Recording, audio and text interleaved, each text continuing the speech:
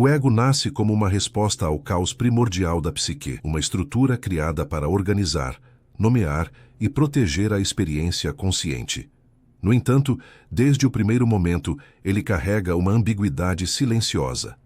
Aquilo que surge para garantir coesão começa lentamente a delimitar fronteiras rígidas entre o que pode e o que não pode ser vivido. O ego aprende a temer a vastidão interna e, para sobreviver, constrói muros simbólicos que o isolam da totalidade psíquica. Assim, a identidade deixa de ser um fluxo e se transforma em território cercado. Com o passar do tempo, o ego passa a confundir proteção com controle. Ele se convence de que apenas aquilo que pode ser compreendido e dominado merece existir na consciência. Tudo o que ameaça sua narrativa coerente é percebido como risco existencial. Surge então uma vigilância constante, quase paranoica, sobre pensamentos, emoções e impulsos. O indivíduo acredita estar seguro, mas na realidade vive aprisionado em uma versão empobrecida de si mesmo. Essa prisão é invisível porque se apresenta como normalidade. O ego afirma ser o centro da vida psíquica, quando na verdade é apenas um fragmento. Ao se identificar totalmente com ele, o sujeito abdica do contato com forças profundas que poderiam expandir sua consciência. A cela não tem grades visíveis, apenas crenças silenciosas. E quanto mais o ego se fortalece, mais estreito se torna o espaço interno para o mistério e a transformação. Tudo aquilo que o ego rejeita não desaparece, é empurrado para a sombra. A sombra não é maldade em si, mas o depósito de tudo o que foi julgado inaceitável para a autoimagem consciente. Desejos, impulsos, fragilidades e até talentos reprimidos se acumulam nesse território obscuro. O inconsciente registra cada exclusão com precisão implacável, criando uma reserva de energia psíquica densa e instável. Com o tempo, a sombra ganha autonomia simbólica. Ela se manifesta em sonhos perturbadores, reações desproporcionais e julgamentos intensos sobre os outros. Quanto mais o ego insiste em sua pureza, mais violenta se torna a pressão daquilo que foi negado. O indivíduo passa a se assustar com o próprio comportamento, sem perceber que está diante de partes suas que nunca foram integradas. O encontro com a sombra é sempre desconfortável porque dissolve a ilusão de superioridade moral. Reconhecer a sombra exige admitir contradições internas profundas. É nesse confronto que o ego percebe sua limitação e fragilidade.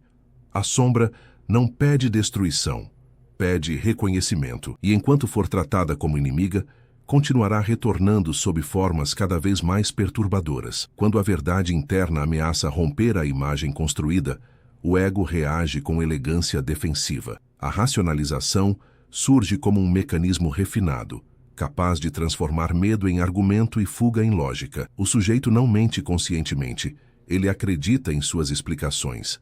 Cada escolha equivocada encontra justificativa plausível.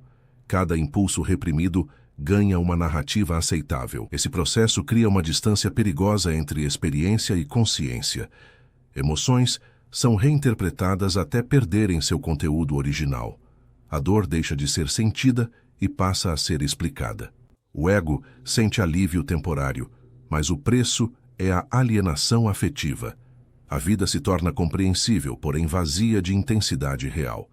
A racionalização preserva a estabilidade externa, enquanto corrói a autenticidade interna.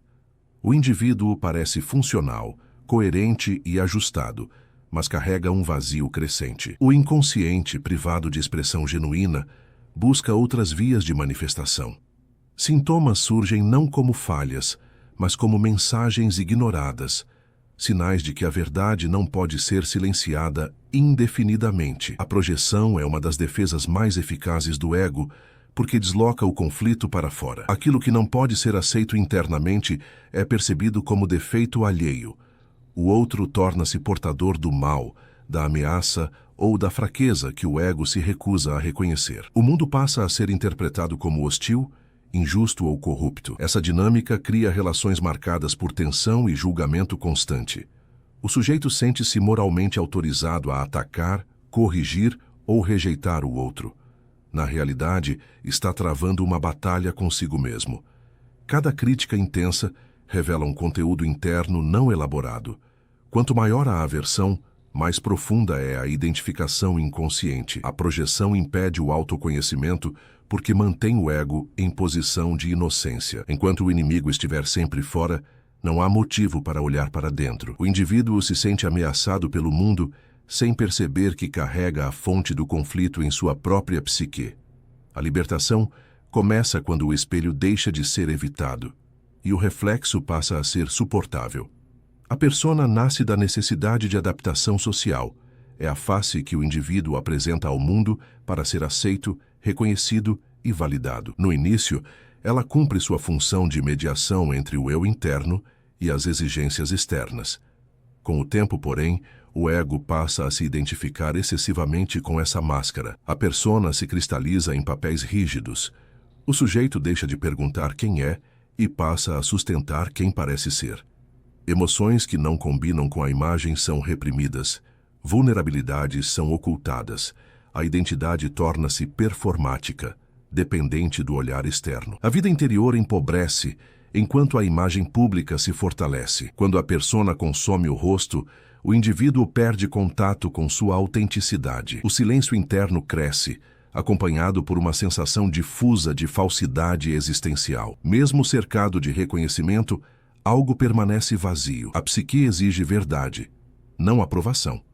E quando a máscara começa a rachar, o ego entra em pânico, pois percebe que sem ela, não sabe mais quem é.